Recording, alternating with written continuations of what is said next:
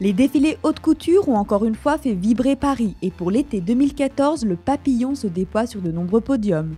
Cette attaque de papillon, c'est un clin d'œil forcément de papillon au papillon, à notre historique et cette envie comme ça de la voir de manière beaucoup plus agressive, un peu comme un film d'Hitchcock où des oiseaux, elles se font dévorer par les papillons qui leur mangent la tête.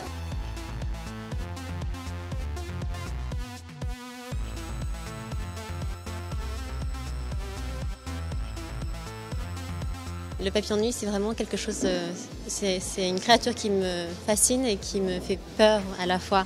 Il y a toujours un mélange, un alliage de force et de fragilité ou de fluidité, de grâce, d'une notion de vêtements flottants, un mouvement, une empreinte laissée. Jean-Paul Gaultier lui-même n'a pas résisté à ce thème jusqu'à transformer Dita Von Teese en sublime papillon de nuit. Alors qu'une autre star, Lady Gaga, est venue assister au défilé Versace en tant que muse inspiratrice de cette dernière collection.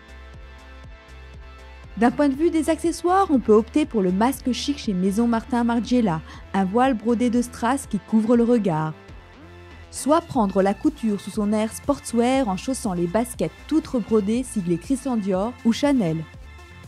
Et justement, Chanel remporte encore une fois la palme de la meilleure mise en scène avec son Cambon Club au Grand Palais.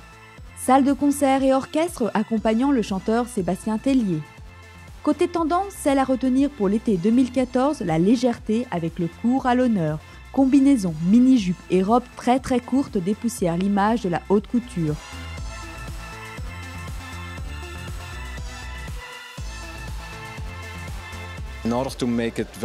Pour apporter cette légèreté, ce fut assez compliqué, parce que j'ai dû trouver une façon de traiter les tissus afin de créer des volumes complètement légers.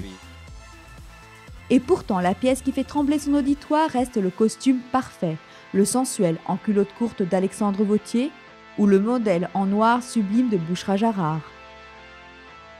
N'oublions pas le grand retour de la maison Schiaparelli après 60 ans d'absence. En même temps, il y a l'image de Schiaparelli que j'imaginais avec quelques imprimés, une originalité. Et en même temps, je trouvais que c'était aussi à l'image d'aujourd'hui. Et portable pour les femmes d'aujourd'hui. Et bon, magnifique.